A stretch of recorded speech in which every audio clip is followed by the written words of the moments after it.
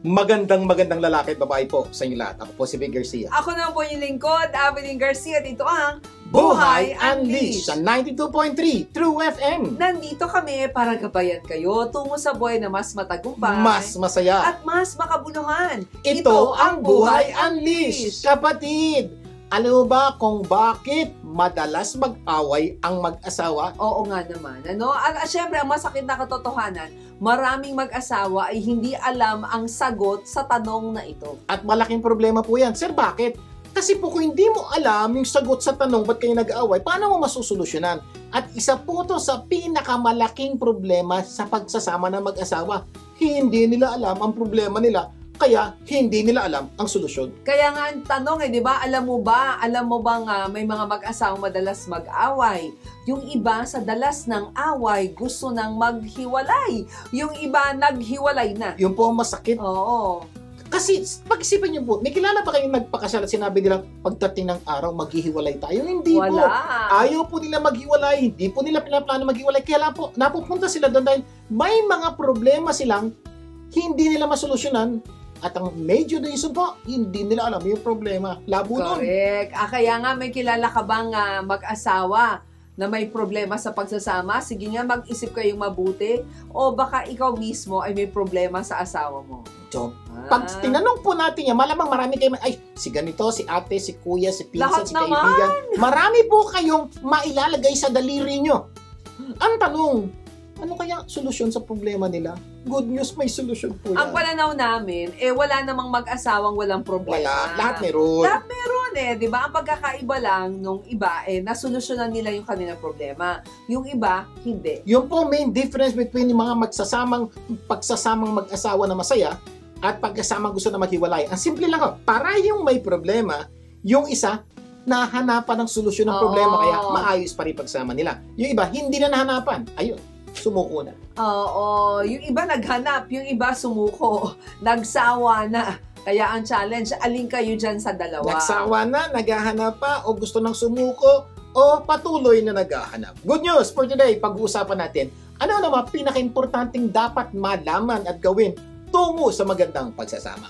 Yan, sa ating episode na, Ugat ng Problema sa Pagsasama. Ang ganda yan. Sa English, the root of the problem in any relationship. Kailangan niyo pong malaman to. Sa anong action mo, pag-uusapan natin kung ano-ano ang magagandang aksyon kung lubog ka na sa utang. Part 2. Last week, diniscuss po natin to. Kaya lang medyo mahaba po yung sagot sa tanong na to. Kaya po nilagyan natin ng Part 2. Yes, pero bago ang mga yan, simulan muna natin ating programa ng Believe It or Not segment. Ito po yung parte ng ating programa na nagbibigay kami ng mga paniniwala na pwedeng magpaganda ng inyong buhay kung ito'y paniniwalaan nyo at gagawin nyo. Yes, at ang Believe It or Not quote natin sa araw na to ay, "The pessimist sees a difficulty in every opportunity.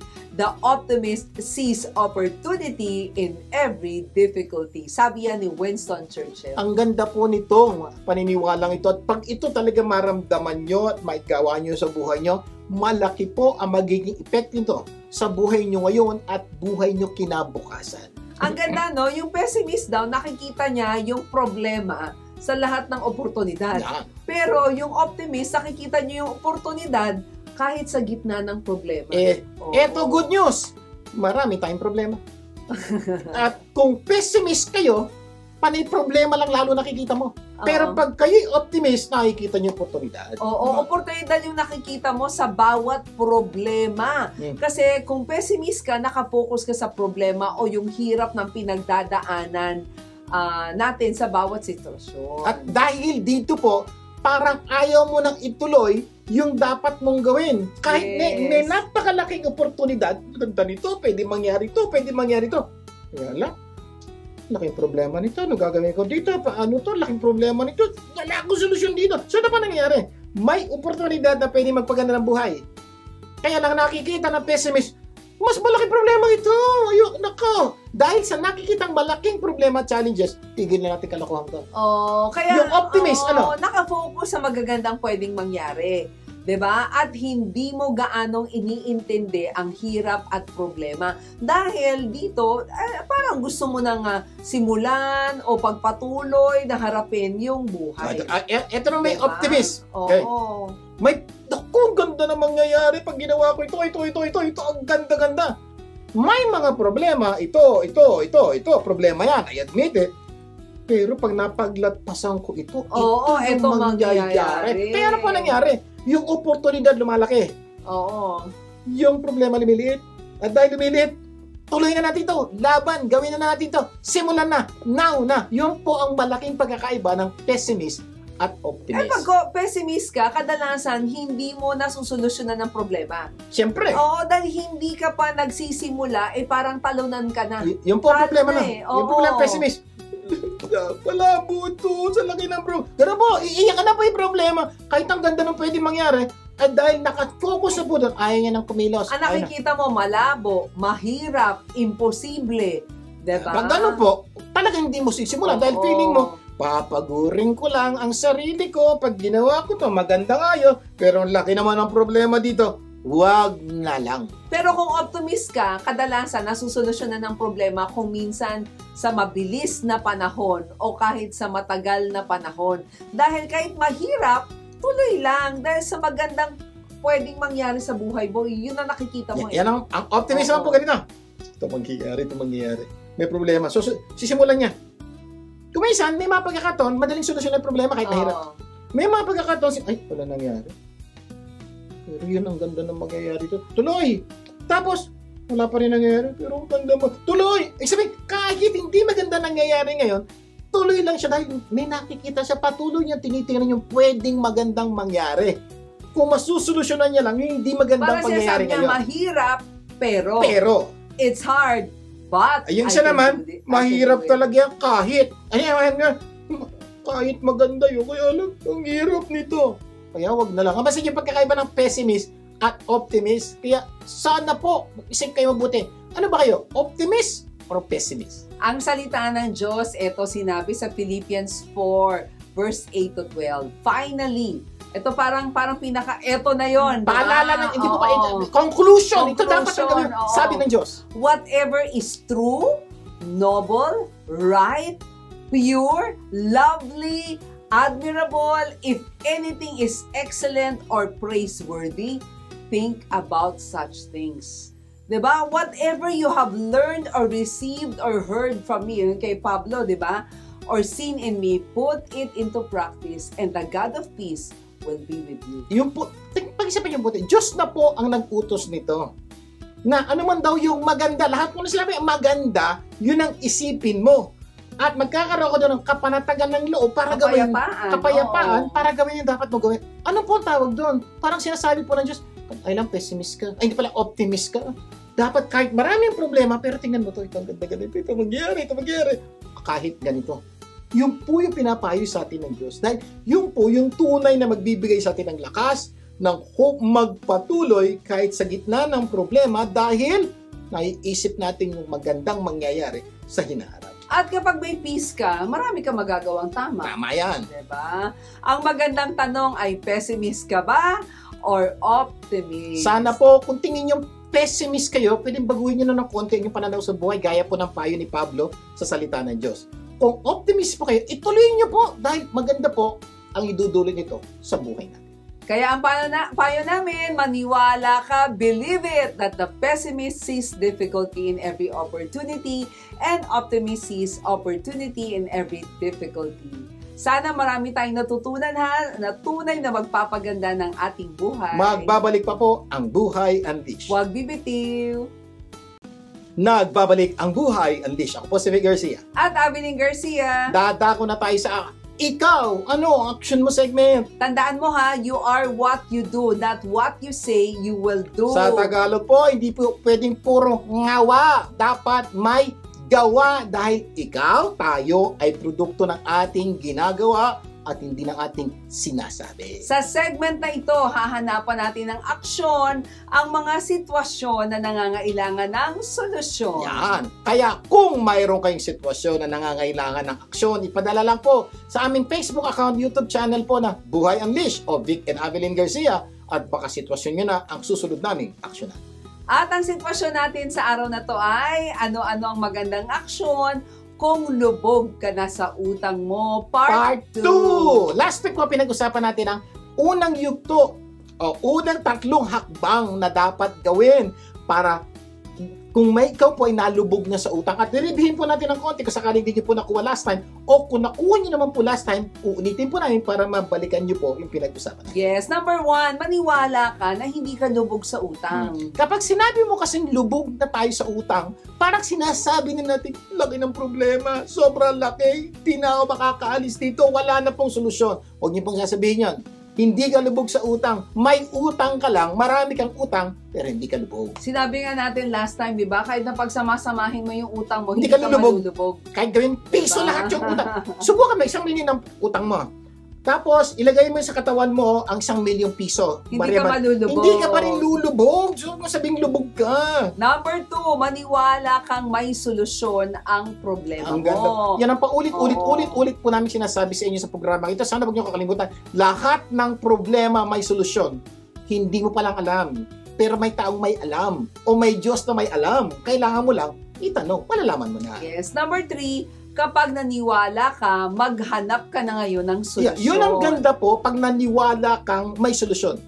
Normally, pag naniwala ka may solusyon, maghanap ka. On the other side, pag ang pananamuwala ng solusyon to, hindi ka maghahanap. Yes. At dahil hindi ka na maghahanap, wala kang makikita. At dahil wala kang makikita, wala na talagang solusyon. On the other side na sinasabi namin sa inyo, maniwala ka, maghahanap ka. At sigurado kami, may solusyon yan. Kaya nga, ask and it shall be given to you. And seek and you shall find, knock and it shall be open unto you. Di ba yun ang pangako ng Diyos sa atin? And for everyone that ask, receive. And he that seek, find. And to him who knock, it shall be Pero hindi po kami nangangako yan. Diyos na po ang nangako yan. Na talaga pag naghanap ka, may makikita ka. Napaka-importante lang maghanap. Ang problema nga kung minsan, kaya hindi tayo naghahanap, hindi tayo naniniwalang may mahahanap. Kaya napaka-importante dito maniwala, pagkatapos maniwala, maghanap. Ilan lamang yan sa mga paraan sa paghanap ng solusyon, di ba? Ay na pinag-usapan natin. Ay, oo. Ano yung mga dapat natin gawin kung maghanap tayo ng solusyon? Ito na po yan. Makinig po kayo mabuti. Oo. Magbasa ka ng libro kung paano makakaalis sa pagkakautang. Daming libro. Yun po sinabi, Oo. Sir, paano nga, naniniwala na ako, nagagawin ko. Ito na nga po. Magbasa ka ng libro. Ang dami pong libro, punta po kayo sa bookstore. Kami po may inakdang libro. 2 po yung aming financial management book para makaalis sa pagkakautang. Kontento ka na ba sa kaperahan mo? Hanapin niyo po yan. Meron po kami sa mga bookstore. Sweldo pala ubus na. Hindi lang po Ubus kami. na. Dami pa pong ibang taong dating baon sa utang, gumawa ng libro, sinulat na po doon yung mga pagkakamali nila at yung mga ginawa nila, paano sila nakaahon sa pagkakautang. That's what you do now. Pagkatapos ng programang ito, punta po sa bookstore o sa mga kaibigan magtanong, may mga libro sila na pwede niyong basahin na makakatulong makaalis kayo sa pagkakautang. At ang kagandahan yan, ngayon, sa panahon ngayon, ang YouTube accessible, Ayan. diba? So, kumisan, Oo. Sir, ayaw ka pa magbasa. Di manood ka na lang Ayan. kung paano makaalis ang pagkakautang. Ang daming feature dyan, Okay, diba? again, kung ayaw magbasa, pwede manood. Sa YouTube po, punta po kayo sa Oo. YouTube. How to get out of debt. Ang dami pong Lalabas influencer. doon. Lalabas. Kami po, may video po kami on how to get out of debt. Detalye. Hanapin niyo po yung Vic and Adeline Garcia YouTube channel. Hanap niyo po yung mga financial management tips namin. Makakatulong po ito sa problema nyo. At the good news, hindi lang po kami, napakadami pong YouTube financial management influencer na pwedeng makatulong sa inyo. Yes. English, Tagalog, Bisaya, Espanyol, lahat po ng langwahe na gusto nyo pwede. O kaya, maghanap ka ng financial mentor Ayan, iba na lang po yan. pwedeng tumulong sa'yo kung paano makaalis sa pagkakautang. Yung gagabayan ka talaga, tuturuan ka, pwede kang magtanong, di ba? At pwede kang sagutin. Yan. So, ang pagkakaiba po, isang basa libro, yung isang nood. Ang sinasabi po ni Mga Kabilin, pangatlo, financial mentor, maghanap ka ng tao.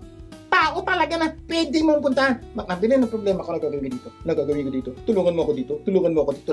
So, actual ko pwede face to face. So, pwede rin naman na Zoom. Pero tao makakausap mo na kilala ka, na alam ang sitwasyon mo, na pwede kang magtanong specifically sa problemang pinagdadaanan mo. At ito pa, para makabayad ka sa utang, dapat magbawas ka ng gastos.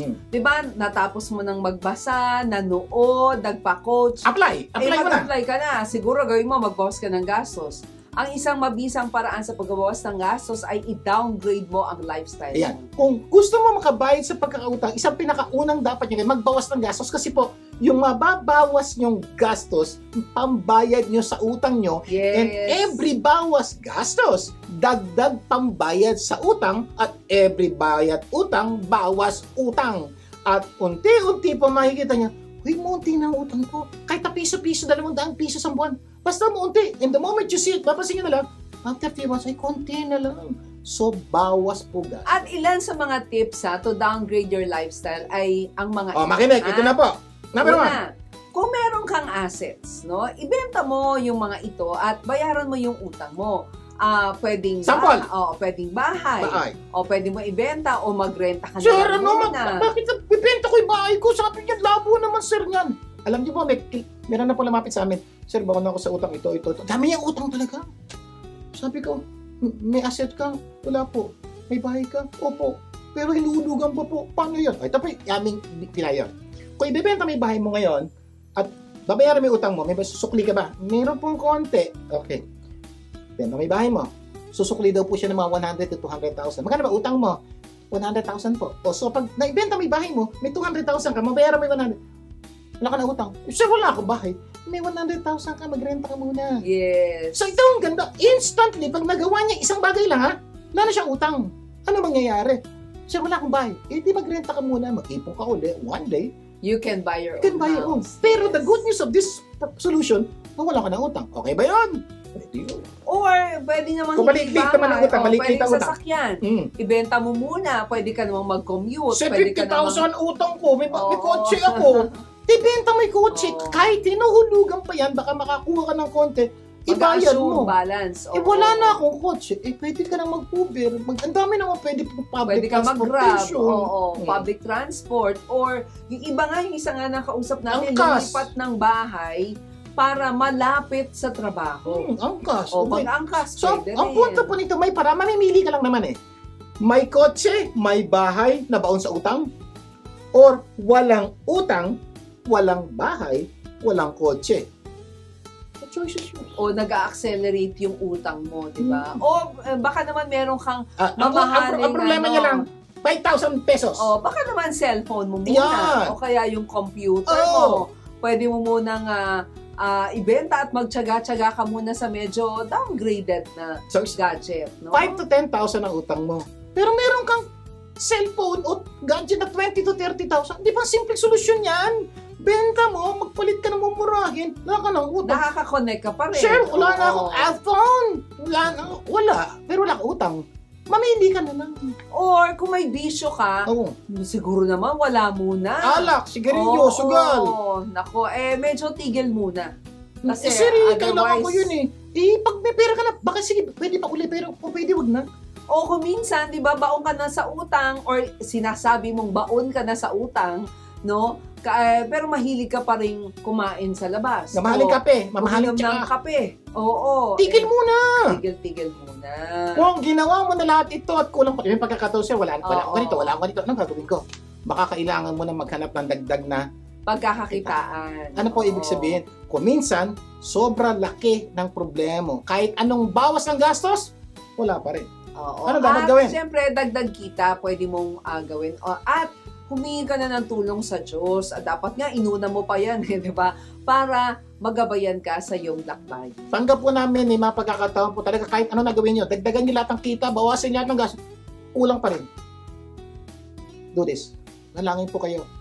Tutulungan po kayo ng Diyos at tanda po siyang tumulong anuman ang inyong pinagdadaanan. Sana marami tayong natutunan sa ating pinag-usapan. At mamaya, sa itanong mo lang segment, pag-uusapan natin ano ang mga pinaka-importanting dapat malaman at gawin tungo sa magandang pagsasama. Magbabalik pa ang Buhay Unleash. Huwag bibitiw. Nagbabalik ang Buhay Unleash. Vic Garcia po muli. At Amining Garcia. Dadako na tayo sa segment na itanong mo lang. Dahil ang paniniwala namin, when you don't know, don't guess. Sa Tagalog, kapag hindi alam, huwag manghula, itanong mo lang. Okay, simulan na natin ang kwentuhan patungkol sa mga may asawa at balang mag-asawa wala ng asawa at ano ba? Okay. Ang tanong, Oh. ikaw, may asawa ka na ba? Masaya ka ba sa asawa mo o nagtitiis ka na Naku, lang? gandang tanong po yan, ano? Pakisagot po kung pwede, kung nandiyan po kaya.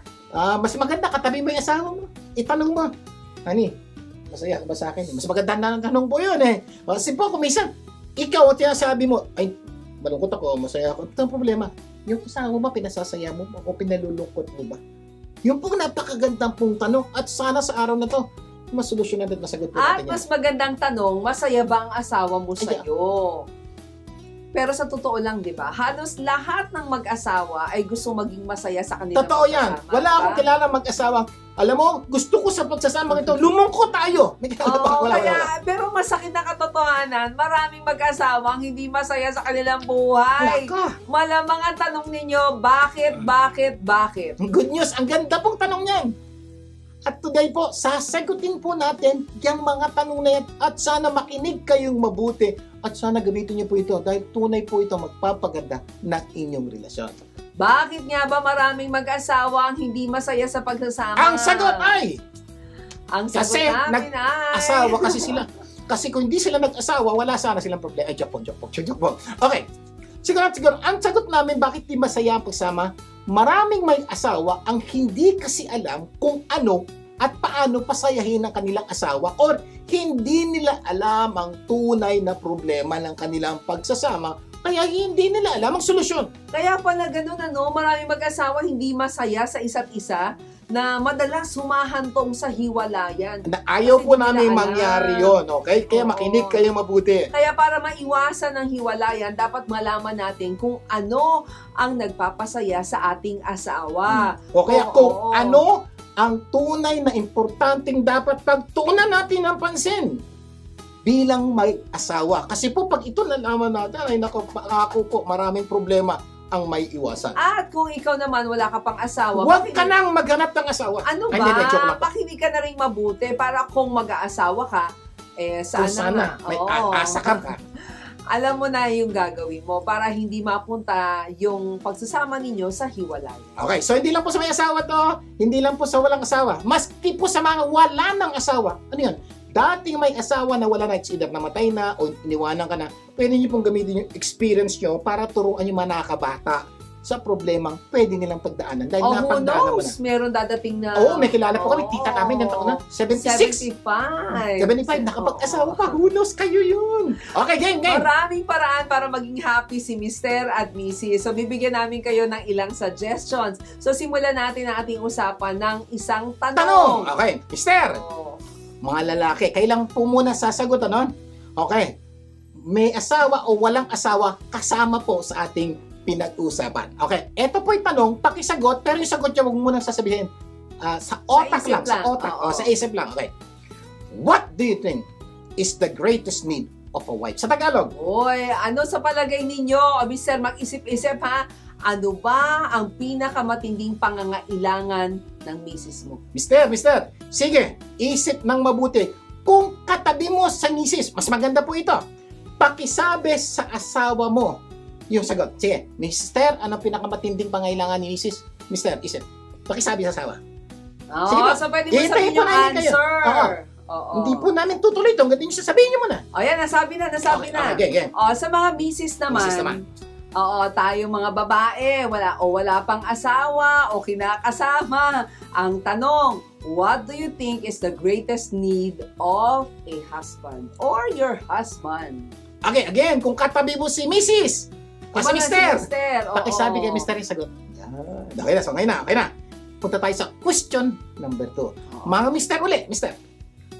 Mga lalaki, may asawa, wala pang asawa, balak mag-asawa, what do you think this time is your greatest need? Ikaw bilang lalaki, what do you think yung pinakamatindi mong pangangailangan? So, ikaw na. Ikaw mismo. Oo. Sige po, pakiisip, lagay lang niyo po sa isip niyo. Okay. Okay. Kung katabi niyo si misis, pwede mo rin sabihin. Oo, para malaman mo. Number 2. Ni misis. O, Mister- number misis 2 naman. naman sa mga misis o ba mga babaeng wala pang asawa o gustong mag-asawa, what do you think is your greatest need? Ano sa palagay mo? Bilang babae. Bilang babae, ang matindi mong pangangailangan. Sige, sagot. Okay. Sige, SF. Okay, this time. Okay. tuloy po natin. By this time, may sagot na po kayo. Nasabi nyo, hindi nyo sinabi. Whenever we ask this question po sa aming mga seminar, pag gumagawa pa kami na marriage seminar, relationship seminar, 90% of the time, our participants will always give a wrong answer.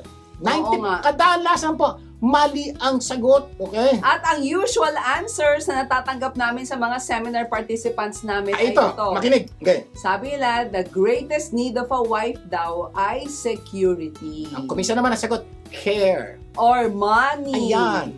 Attention. At marami pang iba. At greatest need naman daw ng mister. Ang sagot ng mga babae, sex. Ang iba naman, companion. Sabi ng iba, support. At marami pang iba. Kayo po, anong sinagot nyo?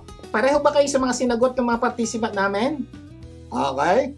Tuloy natin. So, pag-aralan natin yung sagot ninyo. Kung security ang kailangan ng babae, hindi niya kailangan ng asawa. Kailangan niya, security guard.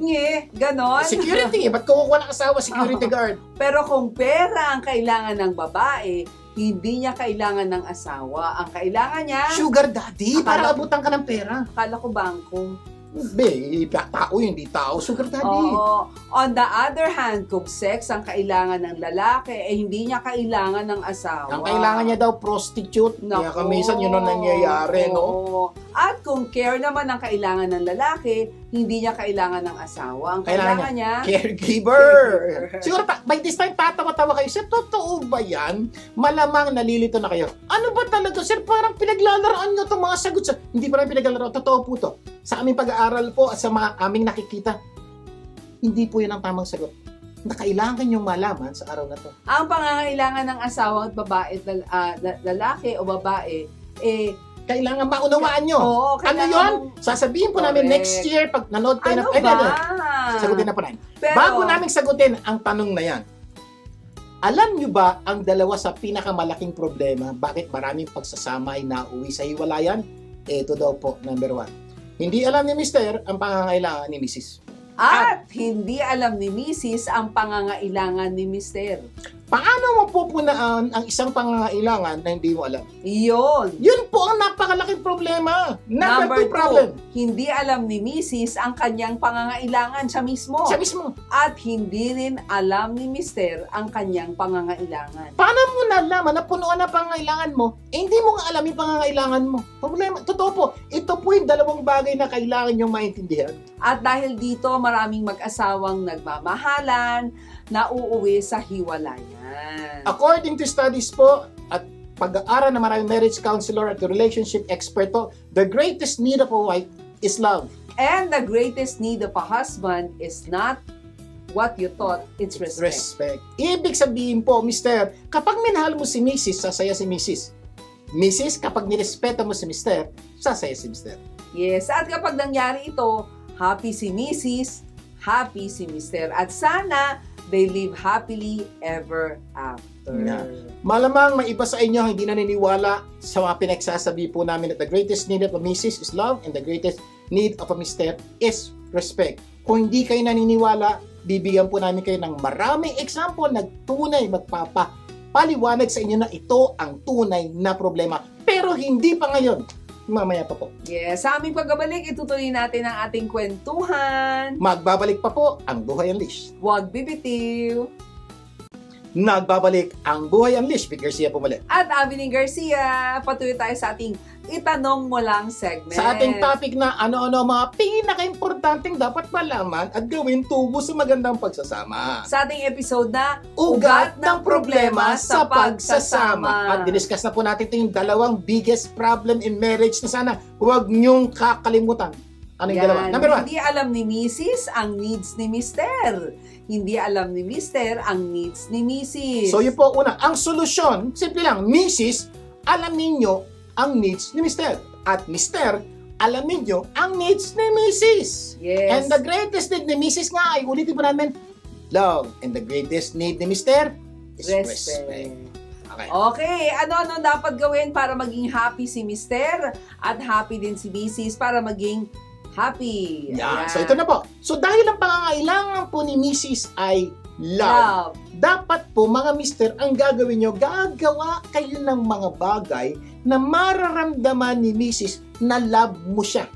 At may mga simpleng practical na paraan ang pwede niyong gawin para padama, paalam kay Mrs. na love mo siya. So mga mister muna tayo. Mister, ano gagawin mo para maramdaman ni Mrs. na love mo siya?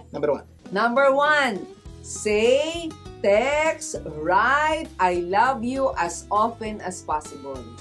Isa sa mga bagay na ayaw ng mga babae sa lalaki ay mga lalaking hindi marunong magsabi ng I love you. Yan. So normally po, Diba? Yan po isa sa pinakamalaking problema. Kaya mister, kung talagang mahal mo si Mrs. at gusto mong maramdaman niyang mahal ka niya, say, text, write, I love you. For example po, may mga pagkakataon po, mga mister, ganito nangyayari. Sabi ng asawa mo, honey, I love you. Sabi ng babae, sasagot si lalaki. Ano sabi niya? Oo. Okay. Sabi ni Mrs., bakit di mo masabi I love you? May sabi namin, same to you. Ha? Sabi ni Mrs. Lia, ba't di mo talaga masabi? Sasabihin ni Mr. Hindi ko na kailangan sabihin yan. Alam mo na yon. Ganon? Okay naman po yun. Pero hindi po yun nagpapasaya sa babae. Gusto po ng babae, nadidinig, nababasa. Tama yon. At kapag nangyari yan, aalis na lang yung babae. Hulaan ninyo kung ano ang feelings niya. Diba? Hindi na siguro ako mahal ng asawa ko. Isa sa mga ayaw ng babae ay ang lalaking hindi marunong magsabi ng I love you. Kasi para sa babae, expressions of love Opo, yun. yan. May mga lalaki naman, isip na, kaya nga ako nandito, pinakasalan kita eh. Hindi ko na kailangan sabihin yun. Hindi po, tama rin po yun na pinakasalan mo siya. Tama po yan, pero ang gusto po talaga kasi ng babae, nadidinig, nababasa. Kaya dapat to mga mister, exert effort po, sabihin, pabasa ang salitang I love you. Ang tanong niyo siguro, Sir, bakit ang mga lalaking yan, nung nanliligaw, I love you ng I love you, ngayong kasal na, hindi na? Wow! Ang sagot kasi nung naliligaw pa siya, kailangan niya magsabi ng I love you para mapasagot ang babae. Ngayong kasal na, Asawa na. Hindi na kailangan. Sige po, kasi po, ang lalaki ginagawa ang isang bagay kapag kailangan. Pag hindi na kailangan, hindi niya nagagawa. At ako may sabi, I love you, ikasal na kami. Kita niyo po, yun po yung pananaw ng mga lalaki. Apply natin sa buhay. By nature, hindi po talaga sanay ang mga lalaki magsabi ng I love you. Medyo normally po, karamihan ng lalaki, hindi po siya emotional o hindi siya nag-emo. Kaya normally, ginagawa po ng maraming lalaki, hindi po sinasabi. Okay.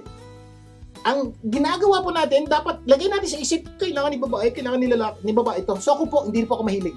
Hindi rin po ako sanay. Hindi rin po ako lumaki. Hindi po ako expressive. Kaya lang po alam ko po. At po ginagawa ko. Para pakita ko love ko yung asawa ko. Minsan punta po ako siya. Ganon. Harap ako sa lamin ng kapatid ko. I love you, I love you, I love you. So pag tingin ko, kaya ko na. Punta ako sa asawa ko. Honey, I love you. Alam niyo po, sasabihin ng asawa ko, ha? Galing sa ilong.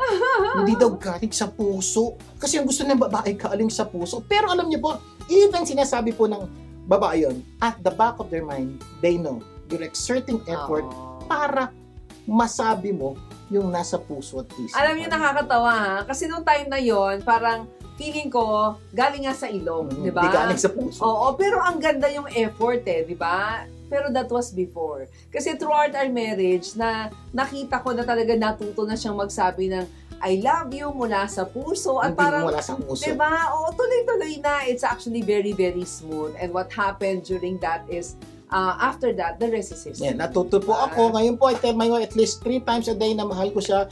Every time I text po, hanggat maaari po, I end with I love you because alam ko po, magpapasaya po sa kanya yon.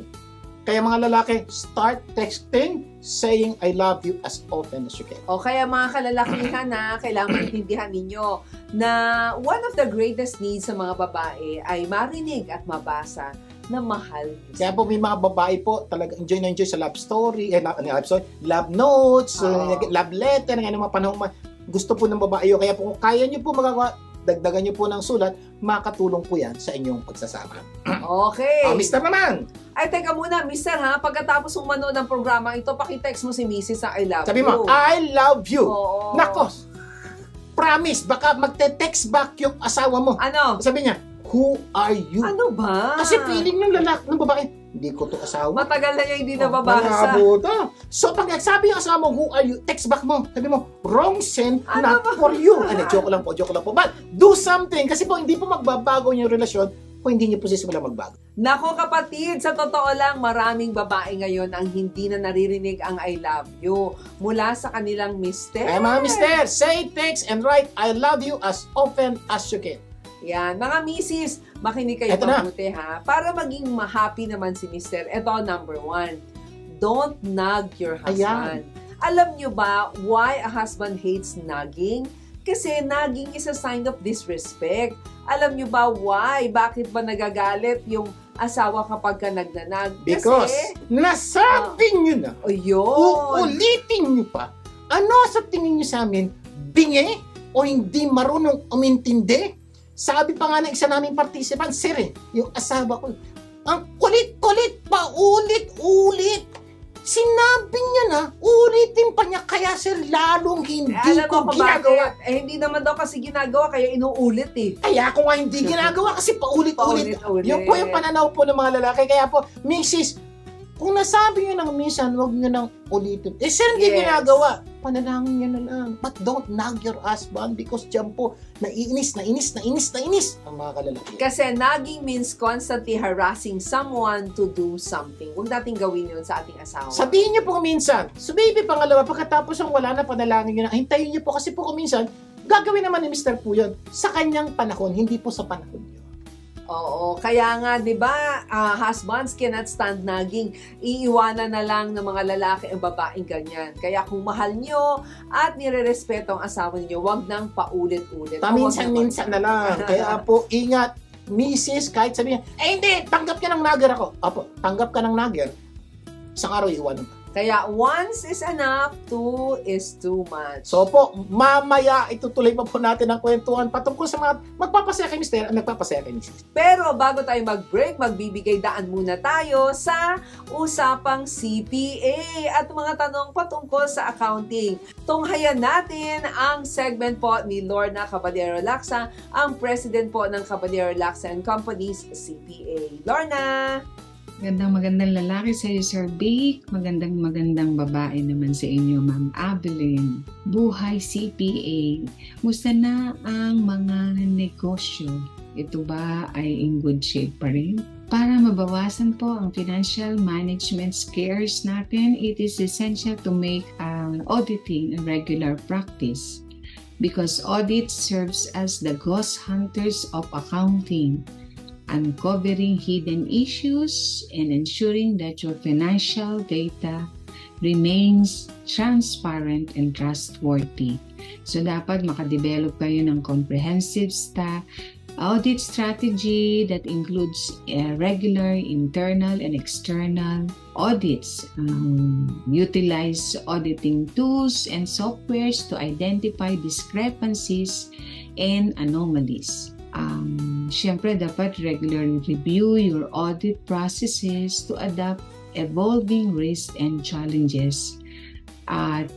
With our guidance and essential tips, kayo po ay makakaiwas sa mga fraud at sa lahat ng mga future issues regarding accounting.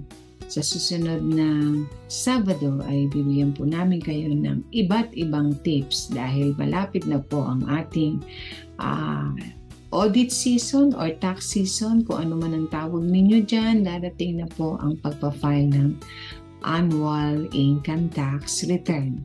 Yan lamang po at God bless us. Maraming salamat, Lorna! Until next time, para sa iba pang tips patungkol sa usapang CPA. Magbabalik pa po ang Buhay Unleash. Huwag bibitiw! Nagbabalik ang Buhay Unleash, Vic Garcia po muli. At Abeline Garcia. Patuloy tayo sa ating segment na itanong mo lang sa ating topic na ano-ano ang mga importanteng dapat malaman at gawin tungo sa magandang pagsasama. Okay, sa ating episode na Ugat ng Problema sa Pagsasama.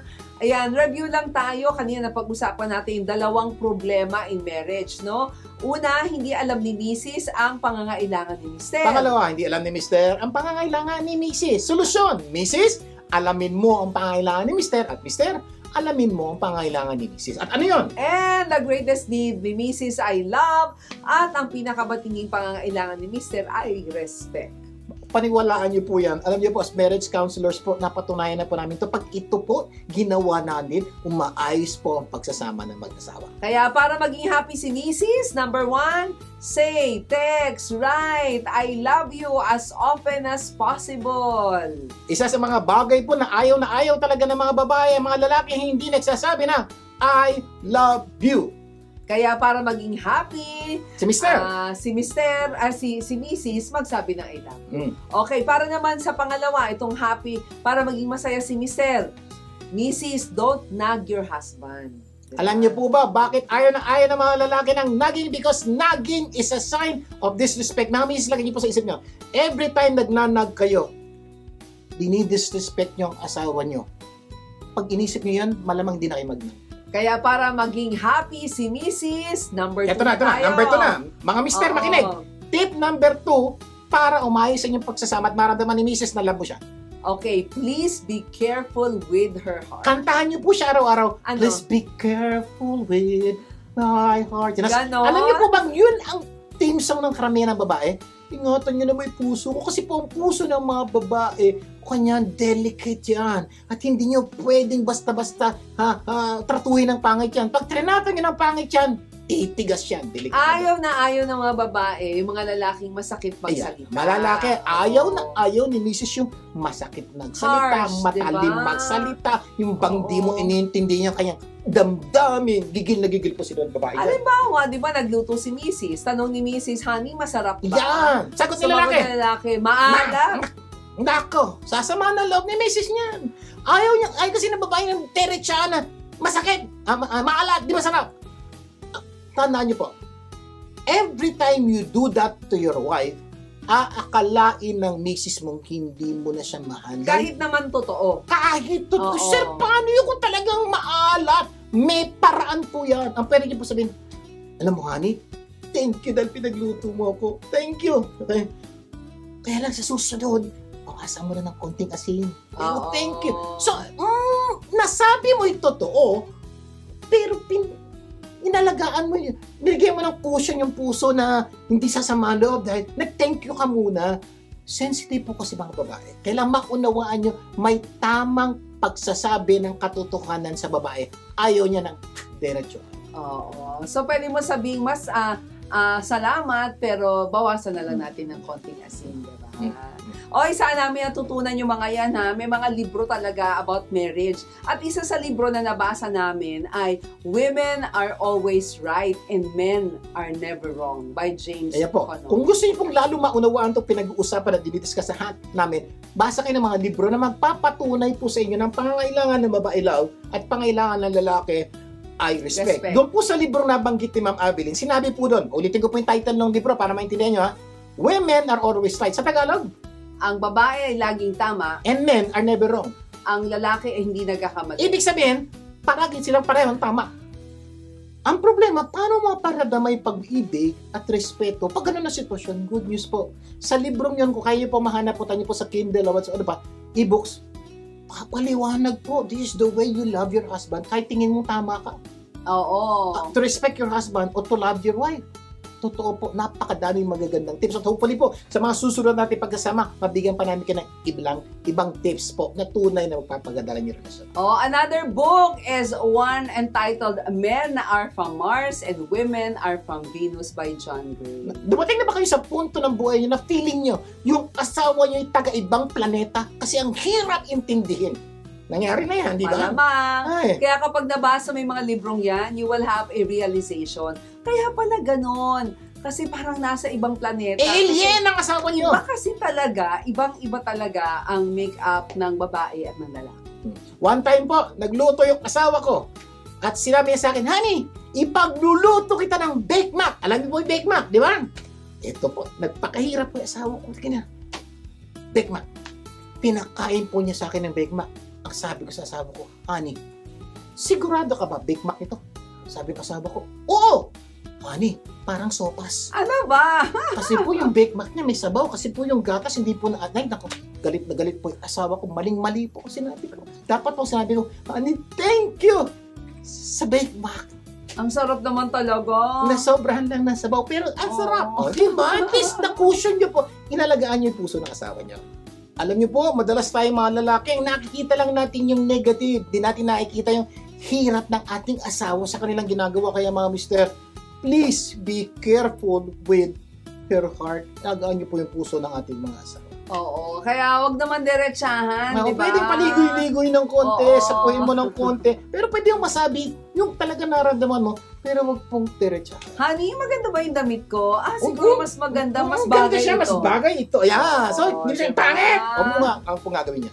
O, ito naman, para maging happy si Mister. Number 2, Mrs. Respect your husband's time at work or with friends. Kasi ayaw na ayaw ng mga lalaki sa mga asawang tawag ng tawag, kapag nasa trabaho, pwede naman siguro, pero wag naman tawag ng tawag sa opisina. Bakit? Kasi, alam nyo ba, minsan ang tingin ng mga kasama ng lalaki, dun sa asawa mo, sumasama, di ba? Kasi parang, oy, yan, Oo. natawakan asawa mo, under ka siguro. Oo. Kasi, playboy ka kasi. So, ano nangyayari po? Nawawala ng respeto yung mga kaopisina nung Sa asawa asawa mo mo. sa kanya. Pangalawa pa Oo. po, na-store nyo po yung asawa nyo sa pagtatrabaho. Yes. Nagtatrabaho siya, bilang tatawag ka. Ito, problema po malaki yun. Kaya po, ingat po sa ganitong mga pagkakataon. Alam niyo po, ito po yung nangyayari. Napapahiya ang inyong mga asawa every time o madalas pag tumatawag kayo sa opisina. Buti sana kung may katuturan ang inyong pag-uusapan. Ay, minsan tatanungin mo lang sa asawa mo, nasaan ka na, honey? Malamang sa opisina! Ano ginagawa mo? Nagtatrabaho! Ay, nako, kumbaga, respect ang gusto nila. When it's time for work, it's work. Not time to make chika. So, yung pinapakimportante, kung hindi naman kailangan tumawag sa opisina, huwag niyo tatawagan. Kasi tandaan niyo po, sa lalaki po, sacred ang trabaho. Trabaho ko, para sa pamilya ko. So, huwag niyo istorben. Trabaho. Oo, Yeah. maybe you can call during lunch Yeah. or break time unless emergency. Kung talaga emergency, pwede po. Yung ibang misis naman, Hindi nga diba? tumatawag. Text naman kay mister, no, na kailangan niya kailangan ni misis si mister. Ito pa din. Oo. Pag hindi sinagot yung text, galit. Laki ng problema mo, misis. Oo. Nagtatrabaho nga si mister Eh, dahil hindi sinagot yung text, tatawagan ni Nakaw! misis. Kasi ang tanong, bakit hindi ka sumasagot, di ba? Sipin mo, wala mo sa nagtatrabaho. So, napaka-importante po kung pwede po ito iwas-iwasan nyo. Ito po yung nakakainis, nakakagigil sa mga lalaki. Kaya mga sa inyo, pag uwi ni mister, mainit ulo. Hindi nga natapos sa trabaho niya. Bakit? Tawag ka ng tawag. Hindi ko po sinasabing huwag tumawag. Tumawag sa tamang panahon at tamang dahilan. Oo. Kaya, bago mo sabihin, kailangan kita, make sure kailangan mo talaga, di ba? Para totoo, kumbaga, hindi na da-downgrade yung Ibig word sabihin na ng need. kailangan. Oo. Yes. Kaya tingin ko namin, bawas-bawasan lang po ang tawag. Di po sinabi huwag tumawag, bawas-bawasan lang. At kapag nagpaalam ang asawa nyo to go out with friends, basta naman nagpaalam, ay na may pupuntahan, bantang 9 to 12 siguro, di Nakaalis siya. ba? Huwag niyang tatawagan mula, for example, may time with the barkada. Yung time with the barkada, huwag kayong tatawag. Kasi po, laking issue po yung nagiinuman sila naman, o may party sila, o biglang tatawag si Mrs. Oh, Mrs. mo yan, ano? Chine-check ka kasi, walang hiya ka kasi. Alam niyo, nakakawala po ng respeto pag oras ng barkada at may Mrs. na nag-check. Kung pwede, huwag niyo pong gawin. Kung nagpaalam po hanggang alas 12 ng gabi, huwag. Pwedeng tumawag 12 o 1. Oo, Yan. kaya siguro, may kung importante talaga text, di ba? Text na lang, para at least hindi ganong Oo. pa. So, ang punto lang po is respetuhin niyo oras sa trabaho, oras sa barkada, at oras sa sarili ng mga lalaki. Kasi po sa lalaki, importante po yan. Oo, kaya yung respeto, it's very, very important sa kanila, no? Respect the time, respect the work, di ba? Kasi for them, it's sacred. So, napaka-importante po ng mga bagay na yan. Kaya please, bawas-bawasan ang text at bawas-bawasan ang tawag. Kung hindi naman importante. Pero mister, ibigay naman yung pangangailangan ng mga lalaki, mga babae. Pag lunchtime naman, tawagan mo si Mrs. O break time, tawagan mo para hindi na tumawag sa oras de peligro. O kumbaga kayo nang mag-check, kumain ka na ba? Kasi Oo, po, sign diba? yun ng babae na love mo siya kasi sinecheck mo. Correct. Gustong-gusto ng babae yun. O kahit na hindi pa kumakain si Mrs., busog na yung pakiramdam niya dahil kinamusta mo na siya. Yan, importante ba? Mga misis, respetuhin ang asawa at all times at work and with friends. Yan, naku, ang dami nating napag-usapan patungkol sa mga examples on how to be able to love our wives and respect. Ang good news po ito, marami pa kami tips na ituturo sa inyo next week. Kaya kung nabitin po kayo ngayon, marami pa pang ituturo at sigurado pag ginawa niya, gaganda, aayos ang inyong pagsasama. Sana marami tayong natutunan sa ating pinag-usapan ngayon. At sana, huwag po niyo kalimutan, panoorin niyo po ang programang ito sa susunod na linggo na ating pagsasama. Yes, marami pa tayong pag-uusapan next week na tunay na magpapaganda ng ating buhay. Manalangin tayo. Amang nasa langit, salamat po sa pagkakataong ito na pag-usapan namin ng mga pangangailangan ng asawang lalaki at asawang babae. Dalangin ko lang po, patuloy nilang gawin yung mga pinag-usapan namin at sila po ay patuloy na makinig sa susunod na linggo na aming pagsasama kasi napakarami po pong bagay na dapat ilang malaman para gumanda ang kanilang pagkasama. Amen and amen. Kaya, imbitahin po natin ang mga taong mahalaga sa atin na tumutok sa programang Buhay Unleashed. Magsama-sama tayo tuwing Sabado alas 4 ng hapon. Dito lang sa 92.3 True FM. Ako po yung kapatid, Vic Garcia. Ako naman po si Abening Garcia. Tandaan, ang Buhay Unleashed ay pagbabagong buhay, puso at isip. Pagtulong-tulungan natin ilabas ang galing ng bawat Pilipino. Ang tagumpay ay makakamtan, masayang buhay, tunay na makabuluhan. Ito ang Buhay Unleashed.